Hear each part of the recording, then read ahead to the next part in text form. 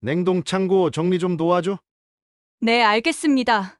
쾅, 찰칵, 철문이 닫히며 귀를 찢는 소리가 울렸습니다.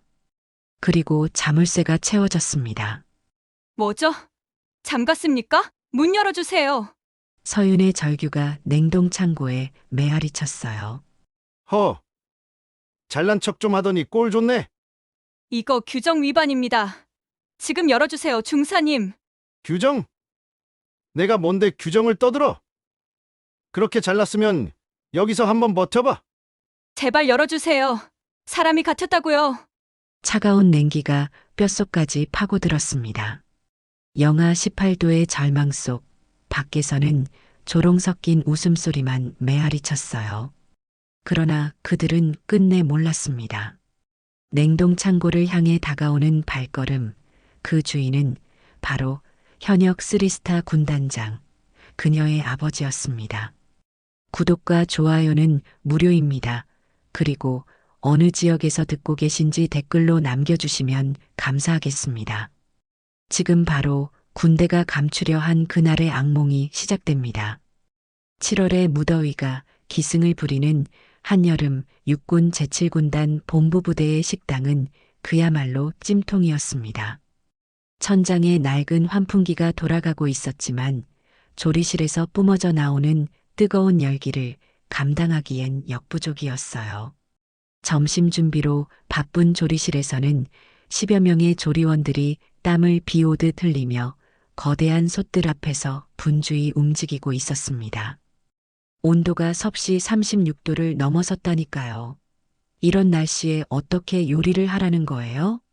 조리원 윤말자 아주머니가 앞치마로 이마에 땀을 닦으며 푸념했습니다. 하지만 군대에서 불평은 사치죠. 정해진 시간에 맞춰 수백 명의 장병들 식사를 준비해야 하니까요. 이런 뜨거운 지옥 같은 환경에서도 유독 차분하고 꼼꼼하게 움직이는 한 명의 부사관이 있었습니다. 바로 한서윤 하사였어요. 24살의 서윤은 작년에 부사관으로 임관한 이후 급양 파트 담당자로 근무하며 단 한 번도 실수나 문제를 일으킨 적이 없었습니다. 동료들 사이에서는 완벽주의자라는 별명으로 불릴 정도였죠. 서윤의 아버지는 바로 이 부대의 군단장인 한태식 중장이었습니다. 현역 육군 쓰리스타 장성이죠. 하지만 서윤은 그 사실을 숨기고 싶어 했어요. 아버지의 권위에 기대지 않고 오로지 자신의 실력과 성실함으로만 인정받고 싶었거든요. 그래서 더욱 완벽하게, 더욱 원칙적으로 모든 일을 처리하려고 노력했습니다. 서윤아, 냉동창고에서 오늘 점심용 돼지고기 좀 가져와. 급양중대 최중사의 큰 목소리가 조리실을 가득 채웠습니다. 서윤은 손에 든 재고 대장을 잠시 내려놓고 네, 알겠습니다라고 대답했어요. 냉동창고로 향하면서도 그는 계속 재고 대장의 숫자들을 머릿속으로 계산하고 있었습니다. 냉동창고 문을 열자 시원한 찬 공기가 얼굴을 스쳤어요. 영하 18도로 유지되는 이곳은 한여름 조리실의 지옥 같은 더위에서 잠깐이나마 해방을 주는 곳이었죠. 서윤은 돼지고기가 보관된 선반으로 다가갔습니다. 그런데 뭔가 이상했어요. 포장지의 라벨이 묘하게 비뚤어져 있었고 유통기한이 적힌 부분의 글씨체가 다른 부분과 달랐습니다. 자세히 들여다보니 라벨이 다시 붙여진 흔적이 역력했어요. 원래 라벨 위에 새로운 라벨을 덧붙인 것 같았습니다. 서윤의 심장이 빠르게 뛰기 시작했어요. 혹시 유통기한을 조작한 건 아닐까요? 다른 식자재들도 확인해 봤습니다. 닭고기, 소고기, 심지어 채소류까지 곳곳에서 비슷한 흔적들이 발견됐어요. 날짜가 수정된 자국, 새로 붙여진 라벨들, 심지어 완전히 다른 업체 스티커가 붙어 있는 것도 있었습니다. 이건 분명히 뭔가 잘못됐어. 서윤은 휴대폰으로 의심스러운 식자재들의 사진을 찍기 시작했습니다. 증거를 남겨둬야 했어요. 만약 정말로 유통기한을 조작하고 있다면 이는 단순한 실수가 아니라 고의적인 불법행위였거든요. 수백 명의 장병들의 건강과 직결되는 심각한 문제였습니다. 냉동 창고에서 나온 서유는 돼지고기를 건네주면서도 계속 뭔가 찜찜한 기분이었어요. 점심 준비가 한창인 조리실을 둘러보니 평소와 다름없어 보였지만 이제는 모든 게 의심스러워 보였습니다. 서윤아, 표정이 왜 그래? 뭔가 문제라도 있어? 동기인 지민 하사가 다가와서 걱정스럽게 물었습니다. 서윤은 잠깐 망설이다가 작은 목소리로 말했어요. 지민아, 냉동 창고에서 좀 이상한 걸 봤는데. 하지만 그때 최 중사가 큰 소리로 불렀습니다. 야, 서윤아, 뭘 그렇게 수군거려? 빨리 점심 준비나 도와. 서윤은 할 수 없이 지민에게 나중에 얘기할게라고 속삭이고는 다시 일에 집중했어요. 하지만 마음속에서는 계속 의문이 꿈틀거리고 있었습니다. 점심시간이 되자 수백 명의 장병들이 식당으로 몰려들었습니다. 배식대 앞에는 긴 줄이 형성됐고 서윤은 다른 동료들과 함께 열심히 배식을 했어요. 평소처럼 맛있게 드세요라고 말하면서도 혹시 이 음식들이 유통기한이 지난 재료로 만들어진 건 아닐까 하는 걱정이 계속 머릿속을 맴돌았습니다. 식사를 마친 장병들의 웃음소리와 대화소리가 식당을 가득 채웠지만 서윤의 마음은 점점 무거워져만 갔어요. 이 문제를 어떻게 처리해야 할지, 정말 확실한 증거를 잡을 수 있을지, 그리고 만약 정말로 불법행위가 있다면 어떻게 신고해야 할지, 복잡한 생각들이 머릿속을 어지럽혔습니다. 점심시간이 끝나고 설거지와 뒷정리가 마무리되자 서윤은 재고 관리 사무실로 돌아갔습니다. 컴퓨터 앞에 앉아 오늘 촬영한 사진들을 다시 한번 자세히 들여다봤어요. 확대해서 보니 더욱 명확해졌습니다. 라벨 위에 다른 라벨을 덧붙인 흔적, 날짜 부분만 깔끔하게 잘라서 새로 붙인 자국들. 이건 분명히 고의적인 조작이었어요. 서윤은 지난 한 달간의 식자재 입고 기록을 컴퓨터로 불러왔습니다. 화면에 나타난 숫자들을 하나하나 대조해 보니 더욱 의심스러운 점들이 발견됐어요. 공식 기록상으로는 모든 식자재가 유통기한 내에 입고된 것으로 되어 있었지만 실제 창고에서 본 것들은 명백히 달랐거든요. 이건 정말 큰일이네. 서윤은 작은 목소리로 중얼거렸습니다. 만약 이것이 사실이라면 단순한 실수가 아니라 조직적인 불법행위였어요. 유통기한이 지난 식자료를 의도적으로 숨기고 수백 명의 장병들에게 제공하고 있다는 뜻이었거든요. 그때 사무실 문이 벌컥 열리며 최 중사가 들어왔습니다. 평소보다 표정이 어두워 보였어요. 서윤아, 뭘 그렇게 열심히 보고 있어? 아, 중사님. 재고 관리 업무 정리하고 있었습니다. 서윤은 재빨리 컴퓨터 화면을 바꿨지만 최 중사의 날카로운 시선을 피할 수는 없었어요. 최 중사는 서윤의 어깨 너머로 화면을 슬쩍 들여다보더니 의미심장한 미소를 지었습니다. 서윤아, 너 혹시 냉동 창고에서 뭔가 이상한 거 본 거 아니야? 서윤의 심장이 쿵쾅거리기 시작했어요. 들킨 걸까요? 하지만 이미 늦었습니다. 거짓말을 할 수도 없었고 진실을 말하지 않을 수도 없었거든요. 그게 중사님, 식자재 라벨이 좀 이상해 보여서요. 유통기한 부분이 다시 붙여진 것 같고 최 중사의 얼굴이 순간 굳어졌습니다. 그리고는 의자를 끌어당겨 서윤 옆에 앉았어요. 목소리가 평소보다 낮고 무거워졌습니다. 서윤아, 군대라는 곳이 어떤 곳인지 알지? 때로는 융통성이 필요한 거야. 모든 걸 규정대로만 하면 일이 안 돌아가는 경우가 있거든. 하지만 중사님, 유통기한은 장병들의 건강과 직결되는 문제 아닌가요? 서윤의 목소리에는 확신이 담겨 있었어요. 최 중사는 한숨을 크게 쉬더니 서윤의 어깨에 손을 올렸습니다. 야, 서윤아. 넌 아직 어려서 그래. 세상이 그렇게 흑백 논리로만 돌아가는 줄 아나? 괜히 말썽 부리지 말고 조용히 넘어가. 도리어 너만 불이익 당할 수 있어. 이때 김상병이 사무실로 들어왔습니다. 최 중사와 서윤의 진지한 대화를 보더니 어색한 웃음을 지었어요. 무슨 중요한 얘기 중이셨나요? 최 중사가 김상병을 보더니 눈짓을 했습니다. 김상병은 곧바로 상황을 파악한 듯 서윤 쪽으로 다가왔어요. 하사님, 아까 냉동 창고에서 뭔가 보셨다고 하던데. 혹시 라벨 얘기세요?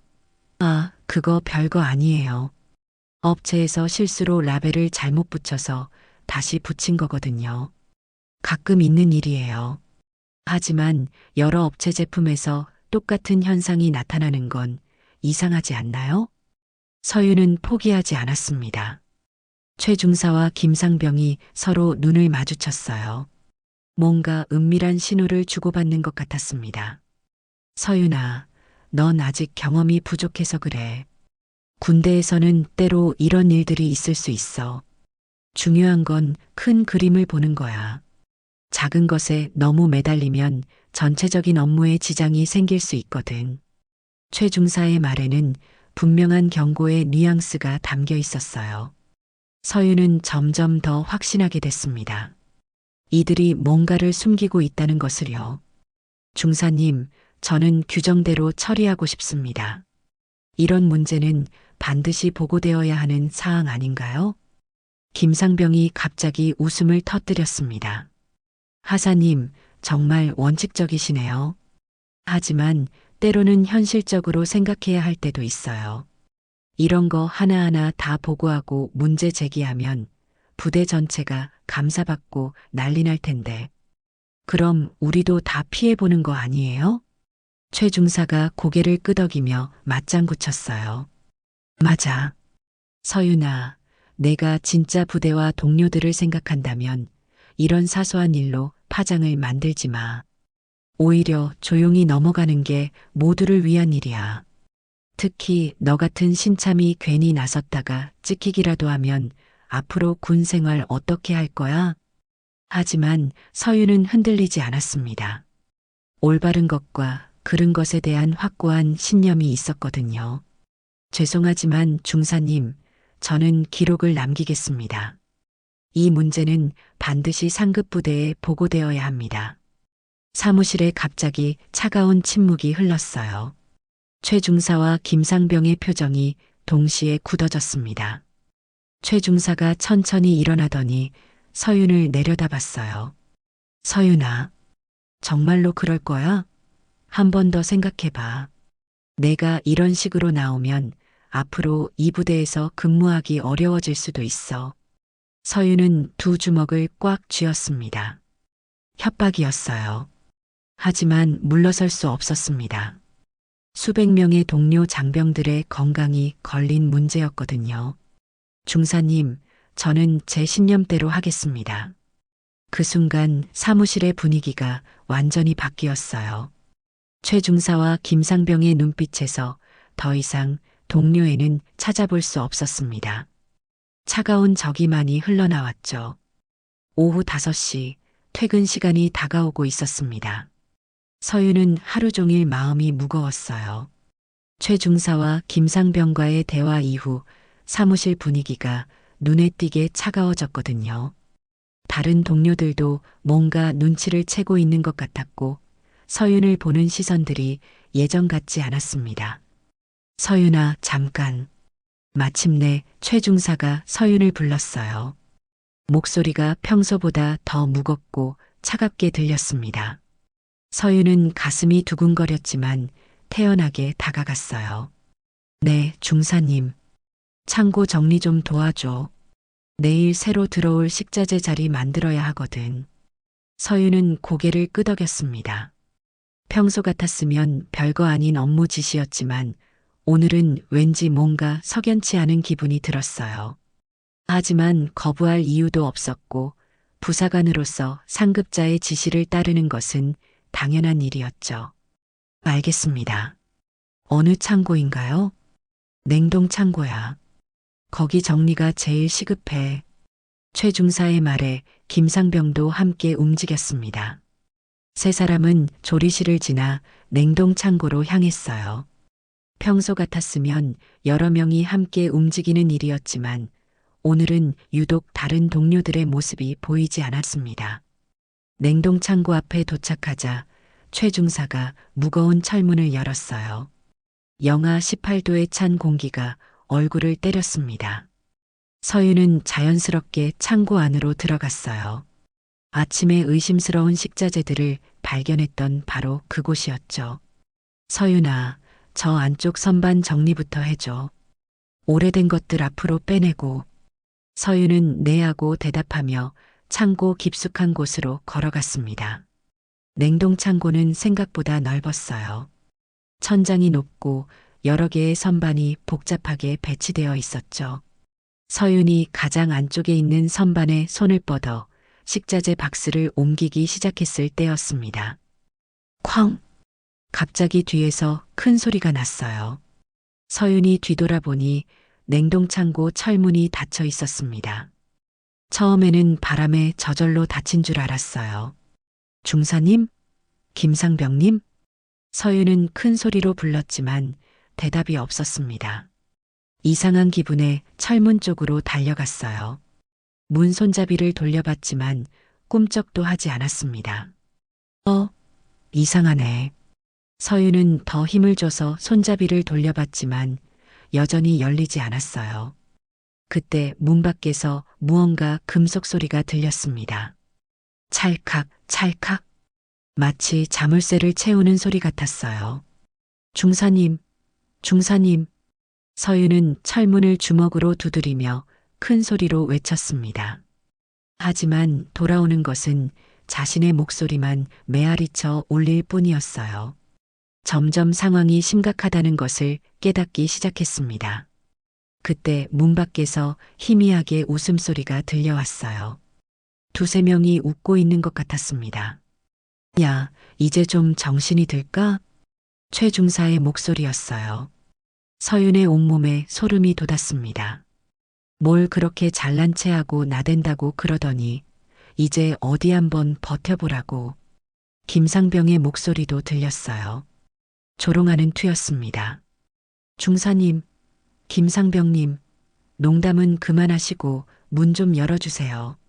서윤은 필사적으로 문을 두드리며 소리쳤지만 밖에서는 계속 웃음소리만 들려왔어요. 농담? 누가 농담한다고 그랬어? 내가 그렇게 규정하며 잘난 체 하더니 이제 규정이 널 구해주나 보자. 원칙주의자라며? 여기서 원칙대로 나가보라고. 밖에서 들려오는 말들이 점점 더 악의적으로 변해갔어요. 서윤은 이제 확실히 깨달았습니다.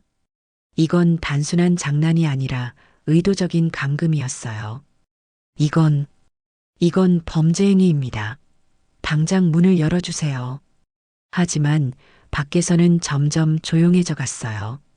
발자국 소리가 멀어지고 있었습니다.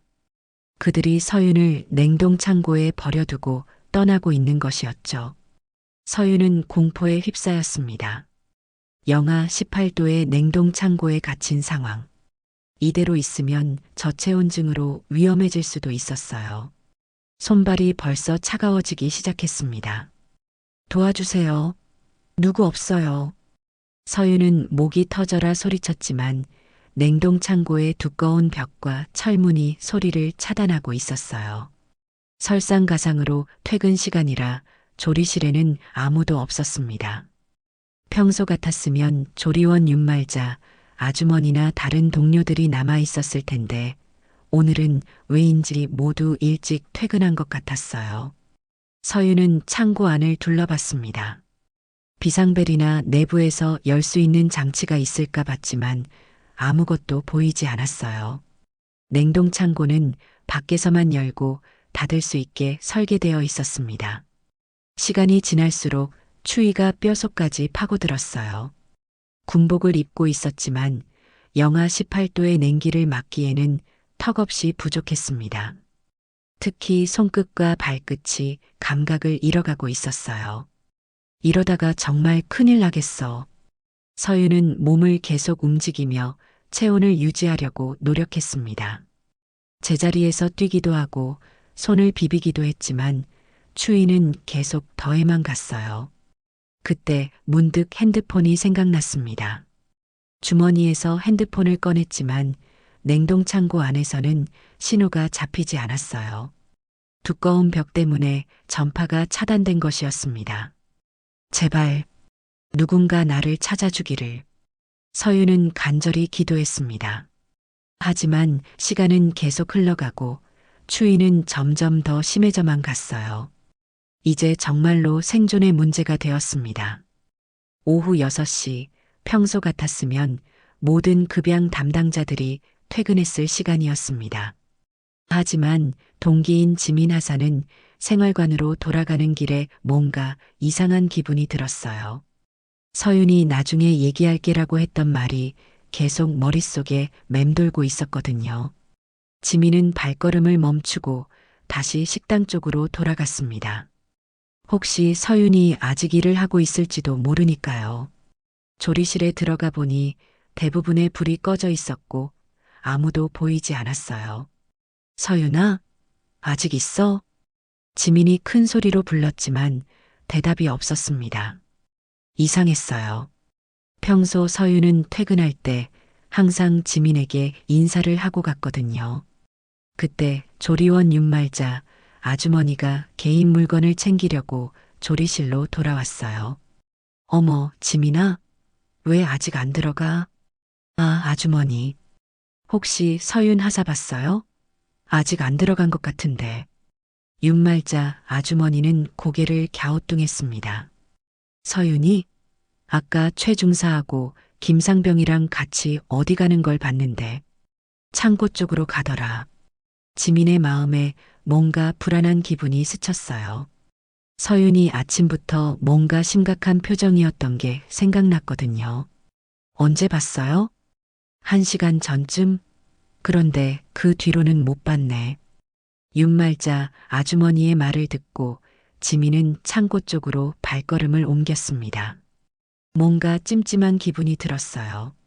평소 서윤의 성격을 생각해보면 일이 끝나면 바로 인사하고 들어갔을 텐데 오늘은 왜 이렇게 늦어지는 걸까요? 창고 구역에 도착하니 대부분의 창고 문들이 닫혀 있었어요. 일반 창고들을 하나씩 확인해 봤지만 서윤의 모습은 보이지 않았습니다. 마지막으로 냉동 창고 쪽으로 갔는데 똑똑똑 매우 희미하지만 뭔가 두드리는 소리가 들렸어요. 지민은 귀를 기울였습니다. 분명히 냉동 창고 안에서 소리가 나고 있었어요. 이상하네. 지민이 냉동 창고 문에 귀를 대고 들어보니 분명히 안에서 누군가 두드리고 있었습니다. 그리고 희미하게 목소리도 들렸어요. 누구세요? 거기 누가 있어요? 지민이 큰 소리로 물었습니다. 그러자 안에서 더욱 격렬하게 두드리는 소리가 났어요. 지민아, 나야, 서윤이야. 서윤의 목소리였습니다. 하지만 목소리가 많이 떨리고 있었어요. 지민은 깜짝 놀라 문 손잡이를 돌려봤지만 열리지 않았습니다. 서윤아, 왜 거기 있어? 문이 안 열려. 자물쇠가 채워져 있어. 빨리 도와줘. 지민은 문을 자세히 살펴봤어요. 정말로 외부에서 자물쇠가 채워져 있었습니다. 이건 분명히 누군가 의도적으로 한 일이었어요. 서윤아, 누가 그랬어? 언제부터 거기 있었어? 1시간. 아니, 더 됐을 거야. 너무 추워. 빨리. 서윤의 목소리가 점점 약해지고 있었어요. 지민은 급히 자물쇠를 살펴봤지만 열쇠 없이는 열 수 없었습니다. 서윤아, 잠깐만 기다려. 도구 가져올게. 지민은 급히 도구함을 찾으러 뛰어갔어요. 하지만 그때 복도에서 최 중사가 나타났습니다. 지민아, 뭐하고 있어? 퇴근 안 해? 지민의 심장이 빠르게 뛰기 시작했어요. 윤말자 아주머니의 말이 떠올랐습니다. 최 중사가 서윤과 함께 창고로 갔다고 했는데, 중사님, 서윤 하사가 냉동 창고에 갇혀 있어요. 자물쇠가 채워져 있는데. 최 중사의 표정이 순간 굳어졌어요. 그리고는 곧바로 태어난 척하며 말했습니다. 뭔 소리야? 서윤이는 벌써 퇴근했어. 내가 직접 받는 걸? 아니에요. 분명히 냉동 창고에서 도와달라고 소리치고 있었어요. 지민이 최 중사를 이끌고 냉동 창고로 갔지만 이상하게도 아무 소리도 들리지 않았어요. 완전히 조용했습니다.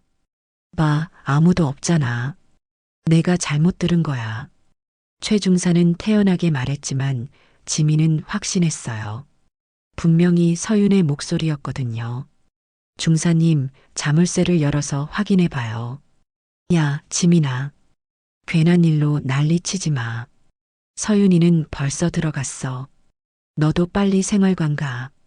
최 중사의 목소리가 평소보다 날카로워졌어요. 지민은 뭔가 석연치 않았지만 상급자 앞에서 더 이상 고집을 부릴 수는 없었습니다. 네, 알겠습니다. 하지만 지민은 포기할 수 없었어요. 생활관으로 돌아가는 척하다가 다시 슬그머니 돌아왔습니다. 최 중사의 모습이 보이지 않자 다시 냉동 창고로 갔어요. 서윤아, 서윤아. 지민이 작은 소리로 불렀습니다. 하지만 이번에는 정말로 아무 소리도 들리지 않았어요. 혹시 서윤이 의식을 잃은 건 아닐까요? 지민은 급히 김상병을 찾아갔어요. 하지만 김상병 역시 서윤은 벌써 퇴근했다며 같은 말만 반복했습니다. 심지어 괜한 소문 만들지 말라며 경고하기까지 했어요. 그날 밤 지민은 잠을 이룰 수 없었습니다. 분명히 서윤의 목소리를 들었는데 아무도 믿어주지 않았어요. 게다가 다음날 아침에도 서윤은 나타나지 않았습니다. 서윤 하사 어디 갔어요? 지민이 최 중사에게 물었지만 최 중사는 차갑게 대답했어요. 무단 이탈했어. 어젯밤에 부대를 무단으로 이탈한 것 같은데 곧 군사경찰에 신고할 예정이야. 무단 이탈이요? 그럴 리가 없는데. 야, 지민아. 괜한 추측하지 마. 공식 기록은 무단 이탈이야. 지민은 소름이 돋았어요. 뭔가 조작되고 있었습니다. 서윤이 냉동 창고에 갇혀 있다는 것을 확신했지만 아무도 믿어주지 않았어요. 오히려 입을 다물라고 압박받고 있었습니다. 마침내 지민은 결심했습니다. 더 이상 기다릴 수 없었어요. 서윤의 생명이 위험할 수도 있었거든요. 지민은 컴퓨터 앞에 앉아 군단 홈페이지 민원 창구를 열었습니다. 손이 떨렸지만 실명으로 신고서를 작성하기 시작했어요. 냉동 창고 안에서 서윤은 이미 한계에 다다르고 있었습니다. 갇힌 지 거의 하루가 지났어요. 영하 18도의 혹독한 추위 속에서 체온은 계속 떨어지고 있었고 손끝과 발끝은 이미 감각을 잃은 지 오래였습니다. 입술은 파랗게 질렸고 온몸이 통제할 수 없을 정도로 떨리고 있었어요. 춥다. 너무 춥다. 서윤은 중얼거리며 벽에 기대 앉았습니다. 처음에는 계속 움직이며 체온을 유지하려고 했지만 이제는 그럴 힘도 남아있지 않았어요. 의식이 점점 흐려져 갔습니다. 이대로 가면 저체온증으로 정말 위험해질 상황이었죠. 한편 부대 사령실에서는 급양중대의 보고가 올라가고 있었습니다.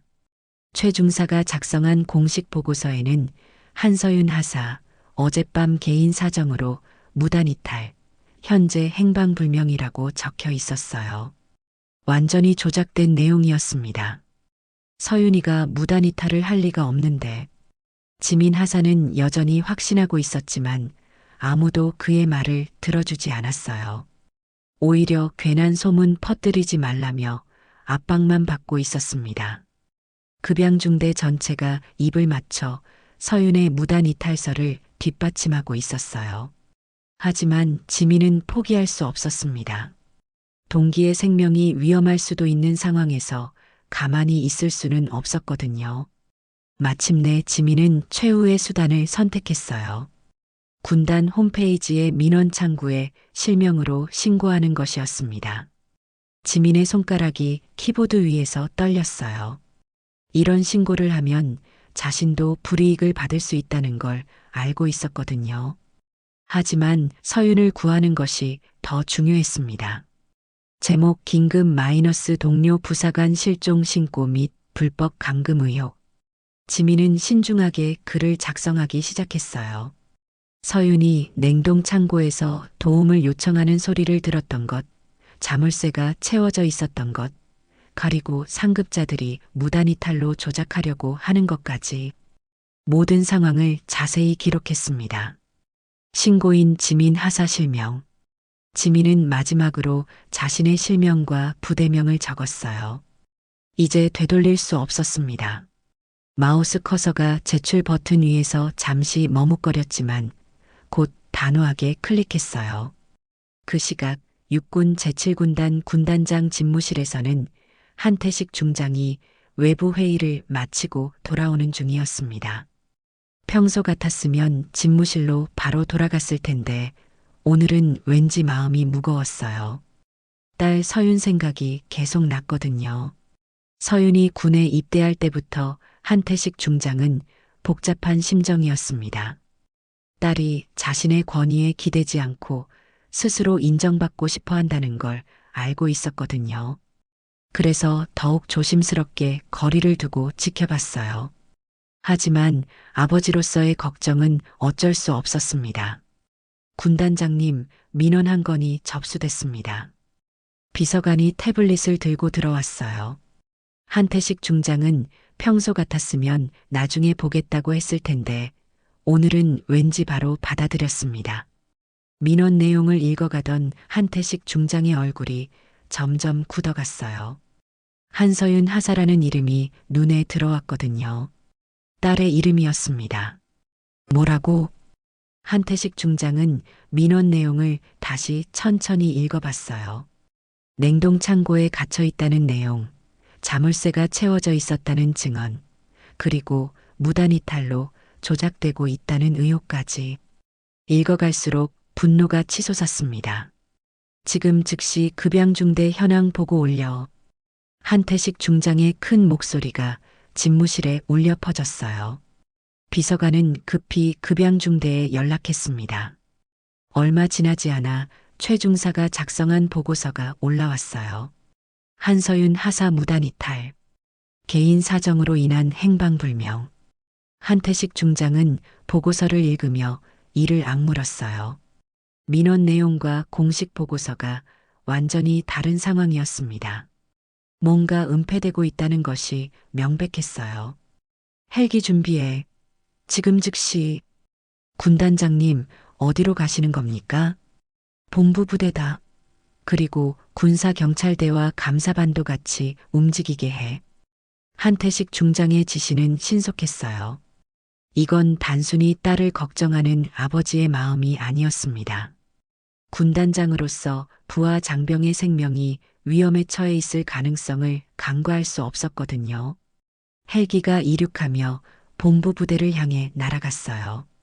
한태식 중장의 마음은 복잡했습니다. 만약 정말로 딸이 위험에 처해 있다면. 하지만 동시에 이것이 군 전체의 부패 구조와 연결된 문제일 수도 있다는 생각이 들었어요. 군사경찰대장, 현장 도착 즉시 모든 관련자 조사에 들어가라. 그리고 급양중대 냉동 창고부터 확인한다. 알겠습니다. 군단장님. 헬기 안에서 한태식 중장은 민원 내용을 다시 한번 읽어봤어요. 지민 하사라는 신고자의 용기도 대단했지만 이런 신고가 나올 정도라면 문제가 심각하다는 뜻이었습니다. 이 사건이 단순한 가혹행위가 아니라 군 전체의 부패 은폐 구조와 연결되어 있다는 것을 한태식 중장은 직감적으로 알 수 있었어요. 식자재 관리, 급식 관련 비리, 그리고 그것을 은폐하기 위한 조직적 움직임. 모든 것이 하나로 연결되고 있었습니다. 냉동 창고에서 서윤은 이미 의식이 반쯤 잃어가고 있었어요. 손끝은 완전히 파랗게 변해 있었고 체온은 위험 수준까지 떨어져 있었습니다. 아버지, 미안해요. 혼자 힘으로 하려고 했는데. 서윤은 희미한 의식 속에서 중얼거렸어요. 이제 정말로 한계였습니다. 하지만 그때 멀리서 헬기 소리가 들려오기 시작했어요. 도움이 오고 있었습니다. 헬기 로터 소리가 점점 가까워지고 있었습니다. 한태식 중장은 창밖으로 내려다 보이는 본부 부대를 바라보며 주먹을 꽉 쥐었어요. 만약 정말로 딸이 위험에 처해 있다면, 그리고 그것이 조직적인 은폐 때문이라면 절대 용서할 수 없었습니다. 착륙 준비. 헬기가 부대 내 헬기장에 착륙하자마자 한태식 중장은 재빨리 뛰어내렸어요. 뒤따라 군사경찰대장과 감사반 요원들도 무거운 표정으로 내려왔습니다. 즉시 급양중대로. 일행은 급양중대 건물로 달려갔어요. 그런데 이상했습니다. 평소 같았으면 군단장이 갑자기 나타나면 부대 전체가 발칵 뒤집혔을 텐데 오늘은 묘하게 조용했어요. 마치 미리 준비라도 한 것처럼 말이죠. 급양중대에 도착하자 최 중사가 급히 뛰어나왔습니다. 얼굴이 새하얗게 질려 있었어요. 군단장님, 갑자기 어떻게... 냉동창고는 어디 있나? 한태식 중장은 인사말도 받지 않고 바로 본론으로 들어갔습니다. 최 중사의 얼굴이 더욱 굳어졌어요. 냉동창고요? 그게 왜? 지금 당장 안내하라. 군사경찰대장도 최 중사를 날카롭게 쳐다봤습니다. 최 중사는 어쩔 수 없이 앞장서서 냉동창고로 향했어요. 걸음걸이가 평소보다 훨씬 느려 보였습니다. 냉동창고 앞에 도착하자 한태식 중장은 즉시 자물쇠를 확인했어요. 정말로 외부에서 자물쇠가 채워져 있었습니다. 이게 뭔가... 그건 안전을 위해서... 최 중사가 더듬거리며 대답했지만 한태식 중장의 표정은 이미 돌이킬 수 없을 정도로 굳어져 있었어요. 자물쇠 열어. 열쇠가 어디 있는지... 지금 당장. 한태식 중장의 호통에 최 중사는 주머니에서 열쇠를 꺼냈습니다. 손이 떨리고 있었어요. 자물쇠가 열리자 한태식 중장이 직접 무거운 철문을 열었습니다. 철문이 열리는 순간 차가운 공기와 함께 희미한 신음소리가 들려왔어요. 서윤아. 한태식 중장은 냉동창고 안으로 뛰어들어갔습니다. 가장 안쪽 구석에서 서윤이 벽에 기대앉아 있었어요. 얼굴은 창백했고 입술은 파랗게 질려 있었습니다. 손끝은 심한 동상 증세를 보이고 있었어요. 서윤아. 한태식 중장은 딸을 부축해서 일으켜 세웠습니다.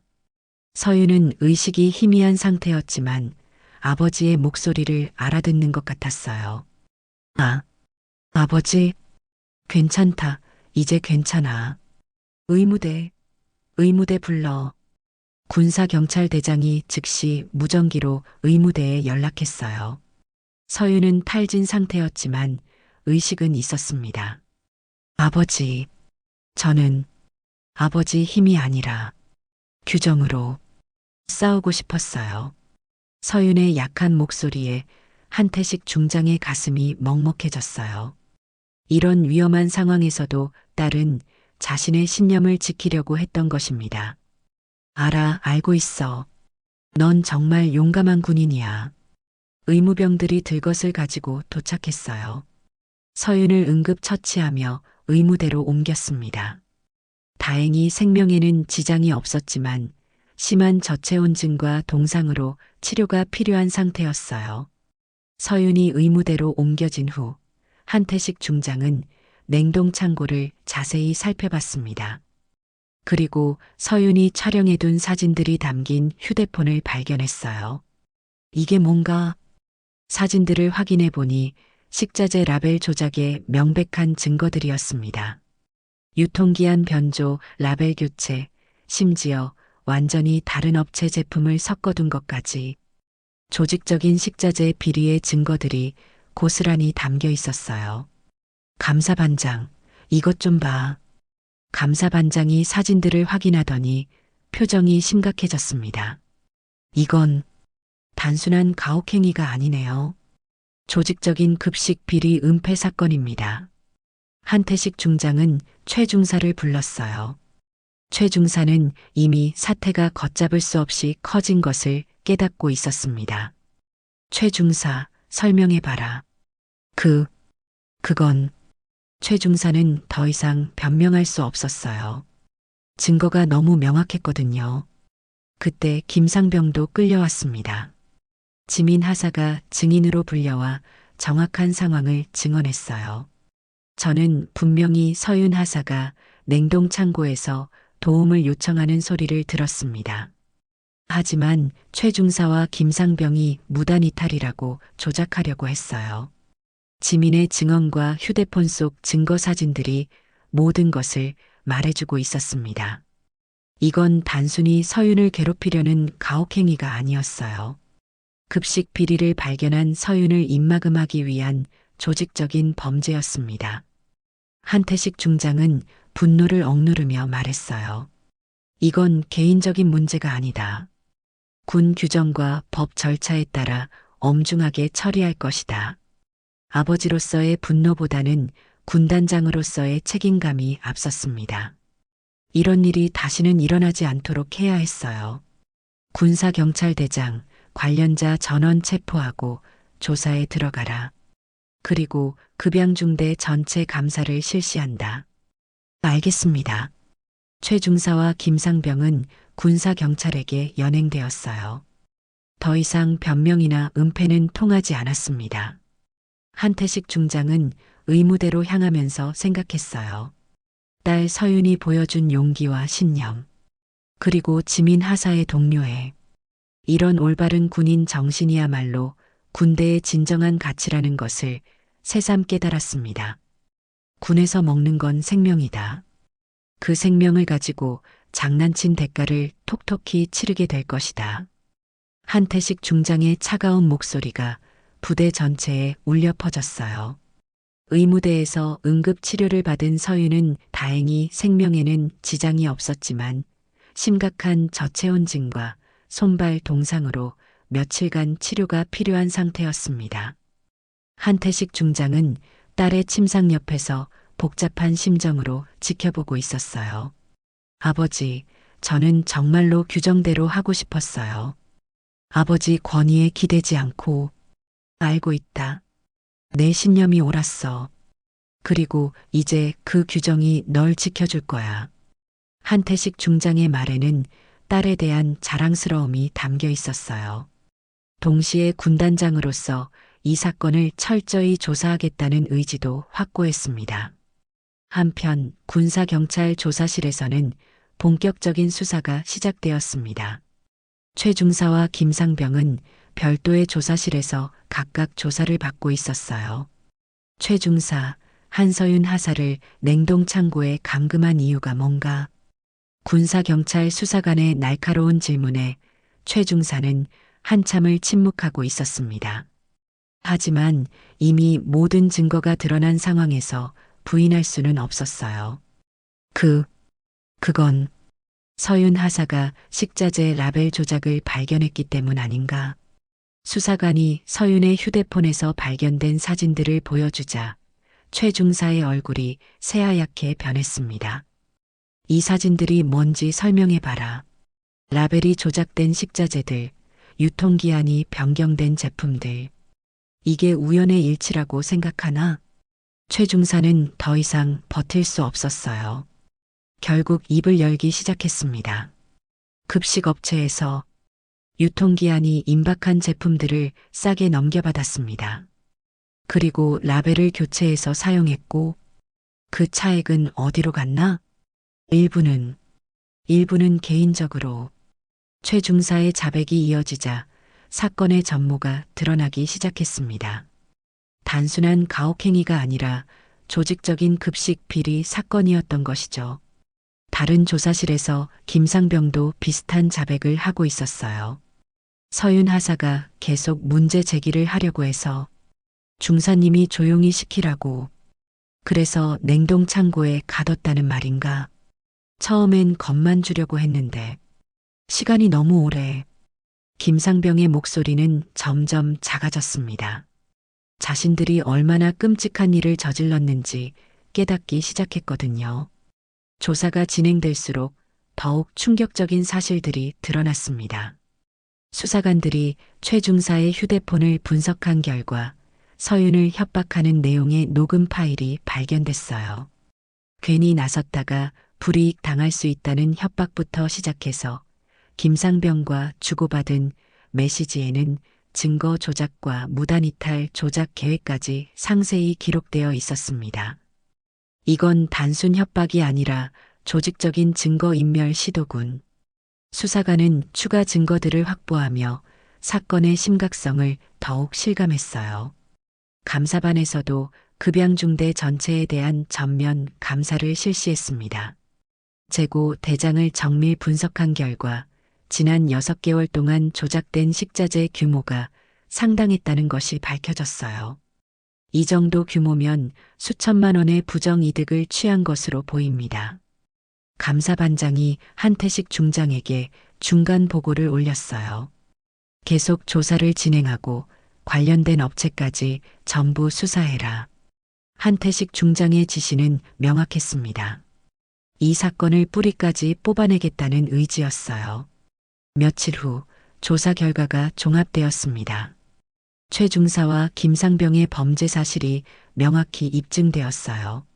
식자재 유통기한 조작 및 부정 취득, 동료 부사관에 대한 협박 및 불법 감금, 공문서 조작 무단 이탈 허위 보고, 증거인멸 시도, 상급 부대 허위 보고, 죄목만 해도 여러 개였습니다. 한태식 중장은 전 부대원을 대상으로 한 훈시에서 단호하게 말했어요. 군에서 먹는 건 생명입니다. 그 생명을 가지고 장난치고 동료의 정당한 문제 제기를 폭력으로 막으려 한 것은 군인으로서 용납할 수 없는 범죄 행위입니다. 부대원들은 숨을 죽이고 군단장의 말을 들었어요. 앞으로 이런 일이 재발하지 않도록 시스템을 완전히 개편할 것입니다. 그리고 정당한 문제 제기를 한 한서윤 하사와 용기 있게 신고한 지민 하사의 행동이야말로 진정한 군인 정신입니다. 훈시가 끝난 후 최 중사와 김상병은 군사법원에 송치되었어요. 또한 관련된 급식업체도 수사기관에 고발되었습니다. 의무대에서 회복 중이던 서윤에게 한태식 중장이 찾아왔어요. 어떤 기분이야? 아직 몸은 좀 아프지만 마음은 후련해요. 제가 옳다고 생각한 일을 끝까지 할 수 있어서요. 넌 정말 대단한 군인이야. 아니, 대단한 내 딸이고. 한태식 중장은 처음으로 아버지로서의 감정을 드러냈어요. 하지만 앞으로는 더욱 조심해야 해. 옳은 일을 하는 것도 중요하지만 안전하게 하는 방법도 배워야 한다. 네, 아버지. 그리고 정말 감사해요. 아버지가 군단장이 아니라 그냥 규정과 절차로만 처리해 주셔서. 서윤의 말에 한태식 중장은 미소를 지었어요. 딸이 정말로 성장했다는 것을 느낄 수 있었습니다. 사건은 이렇게 마무리되는 듯했지만 아직 마지막 결말이 남아 있었습니다. 한 달 후 서윤은 완전히 회복되어 다시 급양중대로 복귀했습니다. 손발의 동상 자국은 아직 남아 있었지만 건강에는 문제가 없었어요. 더 중요한 것은 서윤의 마음이 한층 더 단단해졌다는 것이었습니다. 서윤아, 괜찮아?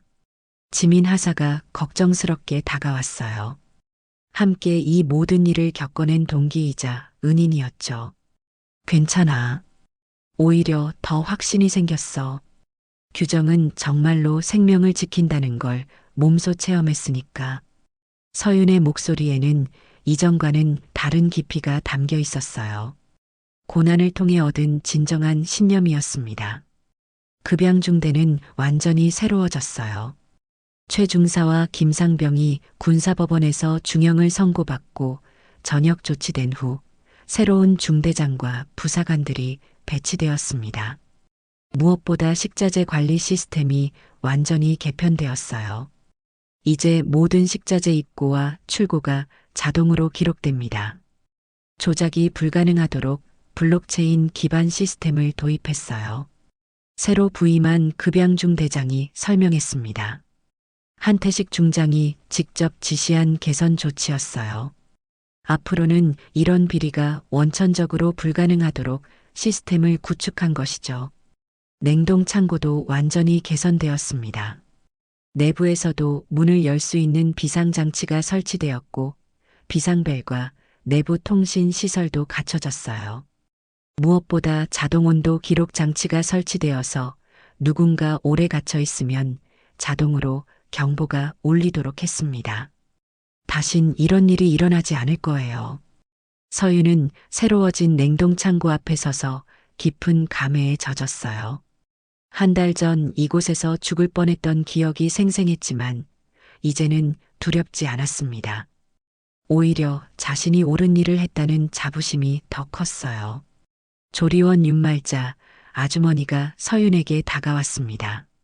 서윤아, 정말 고생 많았어. 내가 용감해서 우리 모두가 안전해진 거야.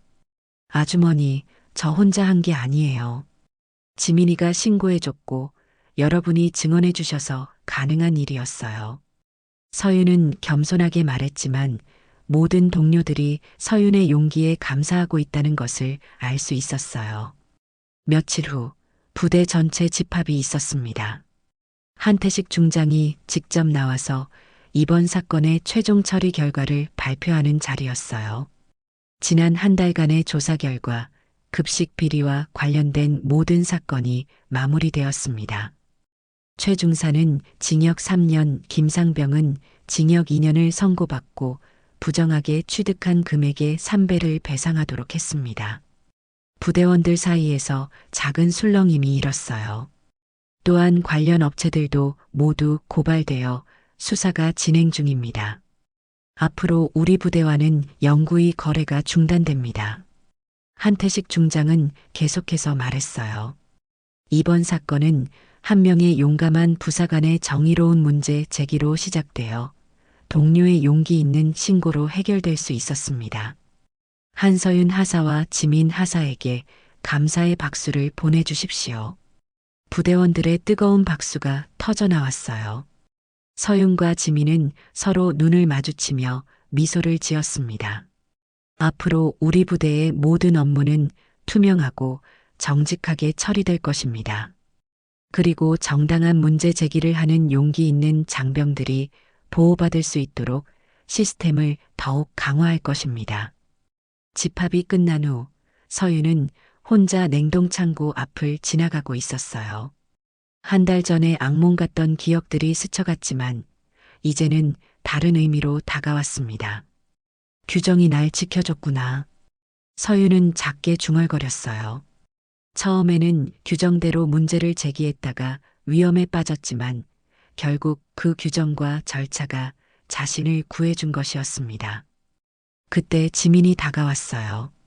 뭘 그렇게 생각하고 있어? 지민아, 고마워. 내가 용기를 내서 신고해주지 않았다면 당연한 일이야. 우린 동기잖아. 그리고 너한테서 배운 게 많아. 지민도 이번 일을 통해 많이 성장했어요. 나도 이제 규정으로 지키겠다고 다짐했어. 내가 보여준 것처럼 말이야. 두 사람은 서로를 바라보며 웃었습니다.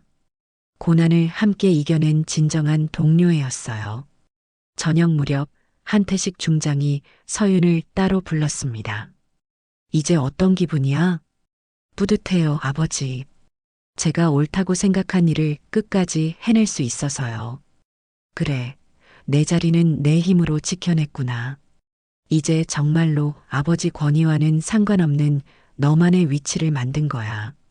한태식 중장은 딸을 자랑스럽게 바라봤어요. 앞으로도 계속 그런 신념을 가지고 살아가거라. 하지만 더 현명하게, 더 안전하게. 네, 아버지. 그리고 정말 감사해요.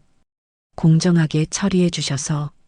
며칠 후, 이번 사건은 급식 비리와 가혹행위 일망타진 사건으로 군 역사에 기록되었습니다. 정의로운 문제 제기와 용기 있는 신고가 어떻게 큰 변화를 만들어낼 수 있는지 보여주는 대표적인 사례가 된 것이죠. 서윤은 다시 냉동창고 앞을 지나면서 생각했어요. 한 달 전 이곳에서 절망했던 자신과 지금의 자신이 얼마나 달라졌는지를요. 차가웠던 철문이 이제는 정의로 열렸음을 상징하는 것 같았습니다. 규정은 생명을 지킨다. 서윤은 이 신념을 가슴 깊이 새기며 새로운 하루를 맞이했습니다. 앞으로도 언제나 옳은 일을 하는 군인으로 살아가겠다는 다짐과 함께 말이죠. 이렇게 냉동 창고의 차가운 문은 정의의 따뜻한 문으로 다시 태어났고 서윤의 용기는 부대 전체를 변화시키는 큰 힘이 되었습니다.